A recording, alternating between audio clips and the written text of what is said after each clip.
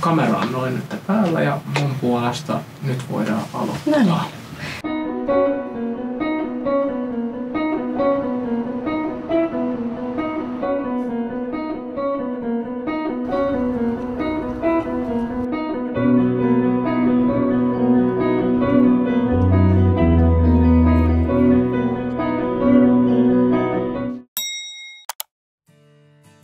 Mä oon Severi Haapala ja oon täällä Metropoliassa esitys- ja teatteritekniikan lehtorina.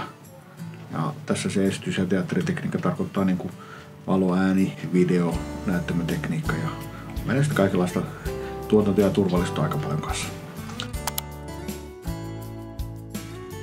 Ja mä voisin tästä kertoa semmoisen pitkän tarinan, joka lähtee sieltä, että olin lapsena tosi ujo, mutta mä oon siis ihan tehnyt nuoresta saakka tekniikkaa niin kuin jollain tasolla, että tyyliin 12-vuotiaasta.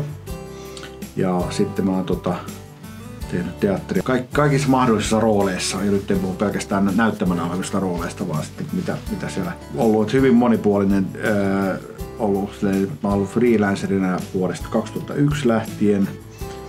Tehnyt valo, ääni, videosuunnittelua, sitten näytellyt, ohjannut, jne. Mitä kaikkea nyt voi ollakaan. Ja sitten opettanut samalla sitten nuoria siinä. Joidenkin prokkisten kautta sitten mua pyydettiin sitten 2008, kun mä olin ollut sitten salissa, olin ollut vuoden verran siellä niin kuin teknisen tuottajan sijaisena. Niin sitten mua pyydettiin sitten Metropoliaan, se oli silloin tuolla parisataa metriä pohjoiseen päin ja siellä oli esittävän taiteen koulutusohjelma. Silloin ei ollut vielä esitys- ja teatteritekniikkaa olemassa. Niin sinne pyydettiin näyttämömestariksi ja sitten mä olin siellä näyttämömestarina ja samaan aikaan samana vuonna oli alkanut esitys- ja teatteritekniikan opetus, josta tuli myöhemmin sitten oma tutkinto-ohjelmansa ja esittävä taide on sitten taas lopetettu tällä välillä, että silleen.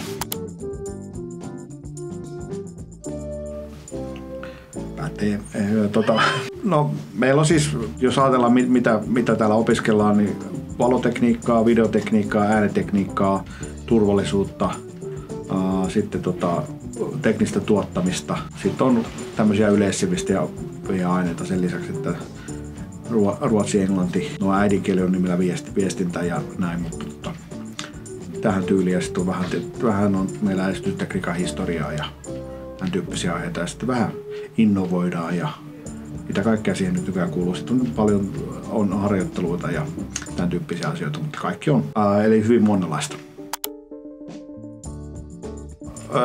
Jos on opetuspäivä, niin meillä alkaa opetukset yleensä 9.30, paitsi nyt nyt on alkanut 9:00.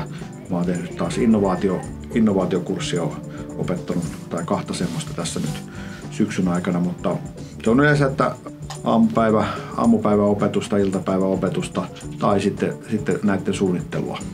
Ei se sen ihmeempää, sitten on kaikenlaista kivaa byrokratiaa välillä. Lounas on suosittu, eikö se pitää näin? No itse asiassa meillä on yleensä se milloin näkee muita kollegoita ja sitten me käydään yleensä siellä aina käydään vähän työasioita läpi ja sitten vähän kevyemmin näitä, niin se on aina yleensä semmoinen kohokohta, että pyritään aina pääsee samaan aikaan lounaalle. Ihan kaikesta mahdollista.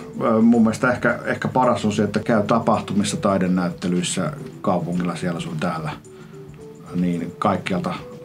Ekana tulee semmoinen pieni ammattitauti, että katsotaan katto näin ennen kuin katsotaan muuta. Ja siitä sitten yleensä lähtee, mutta siis ihan kaikesta. Yleensä jostain muusta välttämättä, ei ihan suoranaisesti. Kyllä niistä tapahtumista tulee paljon ideoita, mutta yleensä ehkä taidenäyttelystä tulee ehkä silleen muulla tavalla, niin kuin tulee paljon, rupeaa miettimään asioita enemmän. Kiitos haastattelusta. Kiitos.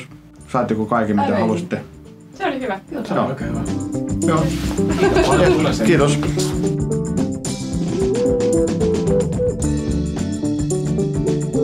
Kiitos. Mä oon tosiaan Metropolian opettaja ja mun... Anteeksi.